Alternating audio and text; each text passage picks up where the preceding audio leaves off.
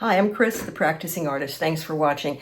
When I do these videos, I always try to share with you some of the problems I've had creating a painting. This painting over here that I did recently took a lot of steps. When I first did it, it looked a little washed out, a little anemic to me. I chose the image because it was something that meant something to me. I did it in oil and the oil sold, so I said, oh heck, I can do this in watercolor too. It was a journey that I'm not 100% happy with.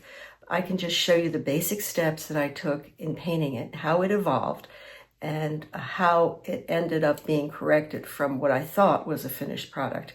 Again, I don't necessarily show you technique.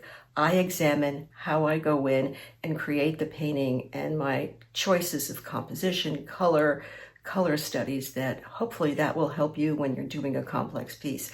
Not all the pieces come out the way I want them to. This was a good lesson for me. So I hope you enjoy watching this. I hope you learned something. And again, thanks a lot for liking and subscribing. And here we go. I'm going to work on a watercolor based on this reference photo that I took many years ago when I was visiting Giverny in France. And what appealed to me was the contrast of these stones and the roughness of the wall, the stone wall, stucco, and the spring plants that were emerging at the same time. I really like purple. I like lavender. I like wisteria. I don't know if these are wisteria or not, what kind. This looks a little bit like wisteria, but I'm not sure. I'm not the botanist. But that is what appealed to me. That is what I think is going to be my focal point, this grouping right here of this mass of purple and lavender and blue and green draping over this stone wall. So to begin this, we have to do a sketch. Now we don't have to. Now I've painted this before in oil and I've painted watercolor studies. I kind of liked the way it came out in oil and acrylic, but I decided let's try it on watercolor. And I did a very loose sketch, shapes, forms, nothing definite. I always encourage people in my classes, paint big first, then whittle your way down to the details. And the same thing with sketching. How do I deal with this mass of green and purple and branches? I don't. I reduce it to very simple shapes and I decide what's the most important thing. The most important thing, of course, is the structure of the building, the wall, just the big shapes, some branches here and there.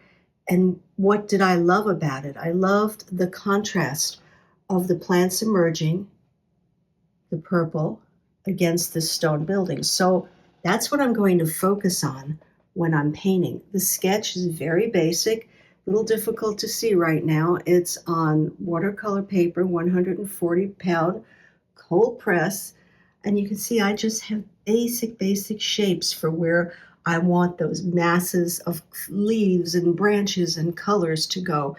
But I'm not going to fill the whole painting with that. I'm going to suggest it, going to do an impression, interpretation. I was particular about how I drew my building because I want to try to keep it true to the perspective so it doesn't look off. Let's see, what would the next step be? Well, I analyzed what I wanted to draw. I analyzed how I wanted to transfer it to paper. I did not trace it. I drew it freehand. And I think the next step would be to do some color studies, color swatches of the colors that I'm going to use in here. And it's a very limited palette. So the next step would be to create color swatches, even before I start painting anything. Okay, let's see. I was playing around with doing color swatches and I worked with Opera and Cerulean. I really liked the way those colors blended. I also did some alizarin, crimson, and phthalo blue, and I found the coloring to just be a little bit too damp and too dark. And here you see the different variations, Opera and Cerulean, ultramarine blue and Opera, I kept leaning towards that opera and cerulean. I really liked the look of it. The alizarin and phthalo blue, I could use it for dark shadows. And then opera and phthalo blue seem to really read well and represent to me what the color range is of these purple flowers. They're not wisteria. I don't know what they are, but I really was taken by them when I saw this little cottage in France. I think the colors I've chosen will work nicely when I start doing this in watercolor. Let's take a look at the color palette. This looks like a mixture of alizarin crimson and ultramarine blue, not the color I liked. I went on to do some color swatches then of the greenery that's there, sap green and burnt sienna. And I took some of that sap green and I mixed it in with the blossoms just to see how it would look. And here you see the whole selection of swatches that I created. Sometimes that's even a piece of art on its own. Again, that cerulean and opera was my final choice for the flowers. I also used those other mixes, but I liked this one the best. Next, I had to work on some practice sessions and swatches on keeping the palette limited on the building.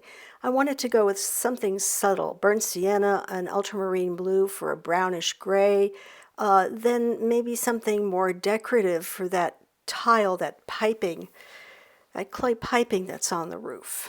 And that kind of read well to me. So wanted to keep my walls loose, and I ended up keeping them loose and then tightening them later, as you will see. And so doing these color swatches is really helpful because it helps you plan what lays ahead and you don't go in cold when you just start painting anything. Here's a quick peek at my palette. Bright colors on the left, earthy colors on the right. Don't like to mix them, I like to keep them separate. Then I started painting. I wanted a pale blue sky, and I started those blossoms off in one corner, a corner that maybe was not the most important, but it got me into using the colors and painting with them instead of putting them right where I think the focal point is. I kind of ease into that painting. I started laying in the initial coloring of the wall just very lightly based on those color swatches I did. And there's a little roof line over all the way on the left. On the far left, I added some color in there to make the rest of the building stand out, adding more color on the main wall and working around the flowers, doing negative painting around those flowers so they will stand out, so I can also preserve as much white as possible and keep those flower shapes. Started adding some values, some darker values under the flowers. I'm still not sure how this is going to work. It was a little bit of a hesitancy for me when I was painting this. You can see I added that pipe, that clay trim around the flowers and on top of the roof. And this gives you an idea of how I'm referring to reference and all the studies, my one photo reference and the color study and the pencil study.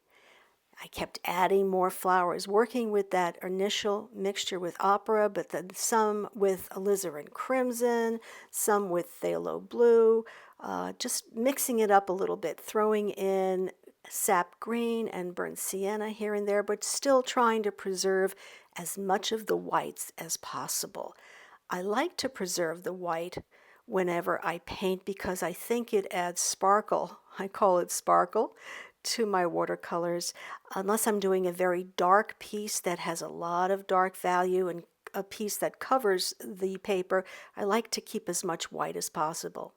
And here you can see that I added more roof detail, more flowers, more greenery, and it's starting to take on a life of its own. It's almost looking like it's finished, but true to my style, I don't think it's finished, so I keep fiddling with it, adding more darks under those flowers and making them stand out more. Maybe keeping the white of the paper as much as possible, but still building on the flowers and values. When you look at this close up, when you look at a watercolor, you really see the magic as it happens. And I am continually adding values, continually building on the shadows under the flowers, working on the building itself. and it's starting to look really good. It's starting to flesh out more and more. I like the way it's coming along. I feel I need to do more on that wall. I feel that I need to do more with those branches on top, and I still think I need to build some more of that color on the branches in front of the tiled roof. But overall, I'm pleased with the progress at this point. I haven't added detail on the wall, and that's the next thing I was doing, is putting a lot of muted color in of ultramarine blue and burnt sienna and maybe even some alizarin crimson, trying to leave as much light of the paper, not white, but light of the paper as possible. I wanted a diffuse look on that wall, but I ended up changing it a little bit, as you'll see as we continue examining how I built the wall. Try not to take a lot of attention away from those flowers and the dark values, but trying to make the wall have some character like it is old stonework, especially liking these purple and yellow bunches of flowers next to each other. I did a pass of this, and I wasn't displeased with it. I wasn't 100% happy with it because I felt the wall was a little not complete. It looked a little empty. So I went back and I did more work on that wall, and I feel a lot better about it. Now that's the journey of this. I thank you all for watching, and I appreciate your following and subscribing. Have a creative day.